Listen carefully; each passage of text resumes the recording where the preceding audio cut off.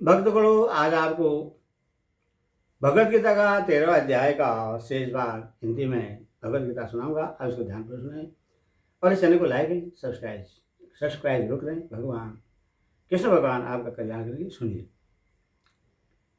विद्या और सदुपदेश देने वाला गुरु का नाम आचार्य है।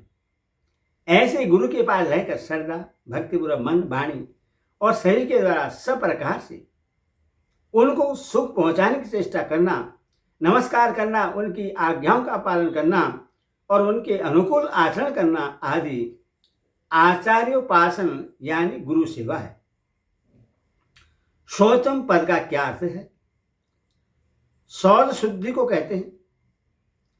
सचेतापूर्वक शुद्ध व्यवहार से द्रव्य की शुद्धि होती है। उस द्रव्य से उपार्जित अन्न से आहार की शुद्धि होती है।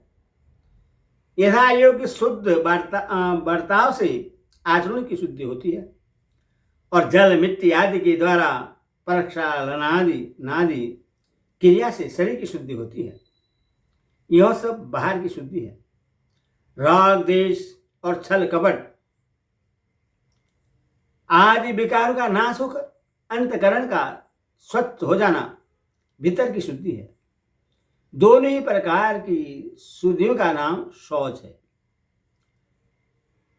स्थैर्य का क्या अभिप्राय है? स्थैर्य भाव को स्थैर्य कहते हैं, अर्थात बड़े से बड़े कष्ट, विपत्ति, भय या दुख के आ पड़ने पर भी विचलित न होना एवं काम, क्रोध, भय या लोभ आदि से किसी प्रकार भी अपने धर्म और कर्तव्यों से जरा भी न डिगना तथा मन और बुद्धि में किसी तरह की चंचलता का न रहना स्थैर्य है। आत्म विनिग्रह का क्या अभिप्राय है? यह आत्मा पद अंतकरण और इंद्रियों के सहित शरीर का वाचक है। अथवा इन सबको भली भांति अपने बस में कर लेना आत्म विनिग्रह है। जिस साधक में आत्म विनिग्रह का भाव पूर्णतः आ जाता है, उसके मन, बुद्धि और इंद्रिय उसके आज्ञाकारी अनुसार हो जाते हैं। वे फिर उसको विषयों में नहीं फंसा सकते, निरंतर उसके इच्छानुसार साधन में ही लगे रहते हैं। इस लोक और परलोक के संपूर्ण भोगों में आसक्ति का अभाव और अहंकार का भी अभाव, जन्म, मृत्यु, जरा और रोग आदि में दुख और दोषों का बार बार विचार करना, इंद्रियार्थेषु वैराग्यम का क्या भाव है? इस लोक और परलोक के जितने भी शब्द, स्पर्श, रूप, रस और गंध रूप विषय पदार्थ हैं, अंतकरण और इंद्रियों द्वारा जिनका भोग किया जाता है और अज्ञान के कारण जिनको मनुष्य सुख के हेतु समझता है, किंतु वास्तव में जो दुख के कारण हैं, उन सब में प्रीति का सर्वदा अभाव हो जाता है। इंद्रियार्थेषु वैराग्यम यानी इंद्रियों के विषय में वैराग्य होना है। अनहंकार किसको कहते हैं? मन, बुद्धि, इंद्रिय और शरीर, इन सब में जो अहम बुद्धि हो रही है, अर्थात अज्ञान के कारण जो इन अनात्म वस्तु में आत्मबुद्धि हो रही है, इस देहाभिमान का सर्वदा अभाव हो जाना अनअहंकार कहलाता है। जन्म, मृत्यु, जरा, व्याधि में दुख और दोषों का बार बार देखना क्या है? जन्म का कष्ट सहज नहीं है। पहले तो ऐसा जीव को माता के गर्भ में लंबे समय तक भांति भांति के कलेश होते हैं। फिर जन्म के समय योनि द्वार से निकलने में ऐसा यंत्रणा भोगनी पड़ती है। नाना प्रकार की योनियों में बार बार जन्म ग्रहण करने में ये जन्म दुख होते हैं। मृत्यु काल में भी महान कष्ट होता है। जिस शरीर और घर में आजीवन ममता रही, उसे भला छोड़कर जाना पड़ता है। मरण समय के निराश नेत्रों को और शारीरिक पीड़ा को देखकर उस समय की यंत्रणा का बहुत कुछ अनुमान लगाया जा सकता है। बुढ़ापे की यंत्रणा भी कम नहीं होती। इंद्रियां शिथिल और शक्तिहीन हो जाती हैं, शरीर जर्जर हो जाता है, मन में नित्य लालसा की तरंगें उछलती रहती हैं। ऐसा अवस्था हो जाती है। ऐसी अवस्था में जो कष्ट होता है वह बड़ा ही भयानक होता है। इसी प्रकार बीमारी की पीड़ा भी बड़ी दुखदायिनी होती है। शरीर क्षीण हो गया, नाना प्रकार के ऐसा कष्ट हो रहे हैं, दूसरों की अधीनता है, निरुपाय स्थित है। यही सब जन्म मृत्यु जरा और व्याधि के दुख हैं। इन दुखों को बार बार स्मरण करना और इस पर विचार करना ही इसमें दुखों को देखना है। जीवों को ये जन्म मृत्यु जरा व्याधि प्राप्त होते हैं पापों के परिणाम स्वरूप। अतएव ये चारों ही दोषमय हैं। इसी का बार बार विचार करना, इनमें दोषों को देखना है। यूं तो एक चेतन आत्मा को छोड़कर वस्तु तो संसार में ऐसी कोई भी वस्तु नहीं है जिसमें ये चारों दोष न हो। जड़ मकान एक दिन बनता है, यह उसका जन्म हुआ, कहीं से टूट फूट जाता है, यह व्याधि हुई, मरम्मत कराई, इलाज हुआ, पुराना हो जाता है, बुढ़ापा आ गया, अब मरम्मत नहीं हो सकती, फिर जीर्ण होकर गिर जाता है, मृत्यु हो गई। छोटी बड़ी सभी चीजों की यही अवस्था है।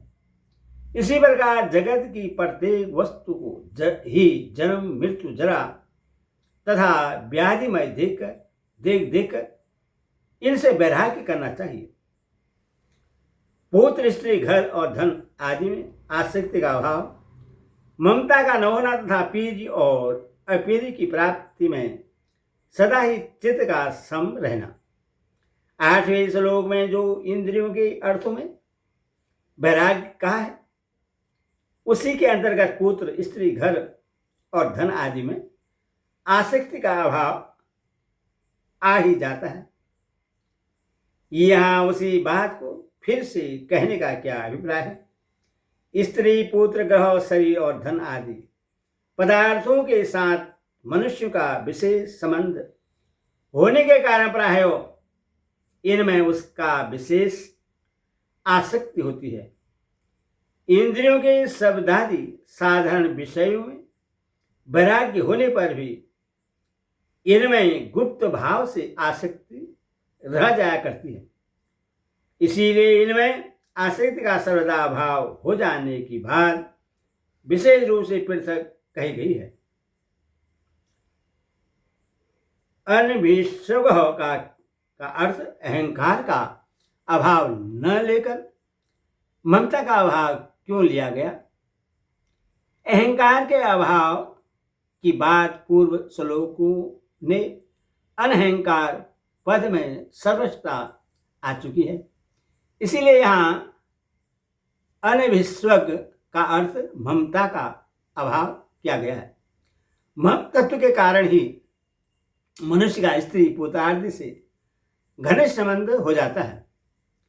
उससे उनके सुख दुख और लाभ हानि से वह स्वयं सुखी दुखी होता रहता है। ममता के अभाव से ही इसका अभाव हो सकता है। इसीलिए यहाँ इसका अर्थ ममता का अभाव ही ठीक मालूम होता है। इष्ट और अनिष्ट की उत्पत्ति क्या है और उसमें सम चिंता किससे कहते हैं? अनुकूल व्यक्ति क्रिया घटना और पदार्थों का संयोग और प्रतिकूल का वियोग सबको इष्ट है। इसी प्रकार अनुकूल का वियोग और प्रतिकूल का संयोग अनिष्ट है। इन इष्ट और अनिष्ट के साथ संबंध होने पर हर्ष शोक आदि का न होना अर्थात अनुकूल के सहयोग और प्रतिकूल के वियोग से चिदमहर्ष आदि न होना तथा प्रतिकूल के सहयोग और अनुकूल के वियोग से किसी प्रकार के शोक भय और क्रोध आदि का न होना, सदा ही निर्विकार एक रस सम रहना, इसको इष्ट और अनिष्ट की उत्पत्ति में समचित्तता कहते हैं। मुझ परमेश्वर में अन्य योग के द्वारा अभिविचारिणी भक्ति तथा एकांत और शुद्ध देश में रहने का स्वभाव और विषयासक्त मनुष्य के समुदाय में प्रेम का न होना, अन्य योग क्या है और उसके द्वारा भगवान में अभिविचारिणी भक्ति करना किसे कहते हैं।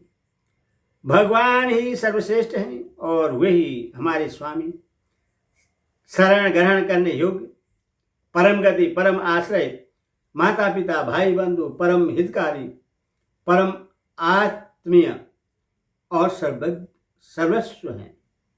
उनको छोड़कर हमारा अन्य कोई भी नहीं है। इस भाव से जो भगवान के साथ अनन्य संबंध है उसका नाम अन्य योग है तथा इस प्रकार के संबंध से केवल भगवान ही अटल और पूर्ण विशुद्ध प्रेम करके निरंतर भगवान का ही भजन ध्यान करते रहना ही अन्य योग के द्वारा भगवान में अभिविचारिणी भक्ति करना है। इस प्रकार की भक्ति करने वाले मनुष्य में न तो स्वार्थ और अभिमान का लेश रहता है और न संसार की किसी भी वस्तु में उसका ममत्व ही रह जाता है। संसार के साथ उसका भगवान के संबंध से ही संबंध रहता है। किसी से भी किसी प्रकार का स्वतंत्र संबंध नहीं रहता। वह सब कुछ भगवान का ही समझता है और श्रद्धा और प्रेम के साथ निष्काम भाव से निरंतर भगवान का ही चिंतन करता रहता है। उसकी जो भी क्रिया होती है सब भगवान के लिए ही होती है। विभक्त देश कैसे स्थान को समझना चाहिए और उसका सेवन करना क्या है, जहां किसी प्रकार का शोरगुल या भीड़ भाड़ न हो, जहां दूसरा कोई न रहता हो, जहां रहने में किसी को भी आपत्ति या शोक न हो, जहां किसी प्रकार की गंदगी न हो, जहां कांटे कंकड़ और कूड़ा करकट न हो, जहां का प्राकृतिक दृश्य सुंदर हो, जल वायु और वातावरण निर्मल और पवित्र हो, किसी प्रकार की बीमारी न हो, हिंसक प्राणियों का और हिंसा का अभाव हो और जहां स्वाभाविक ही सात्विकता के परमाणु भरे हों।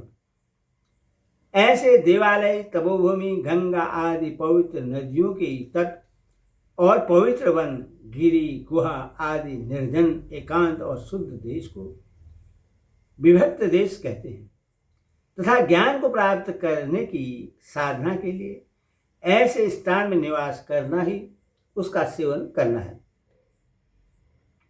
जन संसादी किसको कहते हैं और उसमें प्रेम न करना क्या है।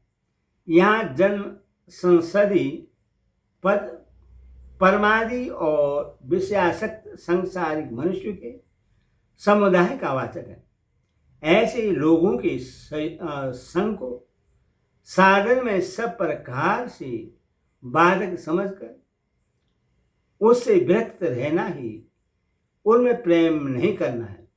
संत महात्मा और साधक पुरुषों का संग तो साधन में सहायता होना है अथवा उनके समुदाय का वाचक यहाँ जन संसदी नहीं समझना चाहिए। हरि ओम तत्सत। हरि ओम।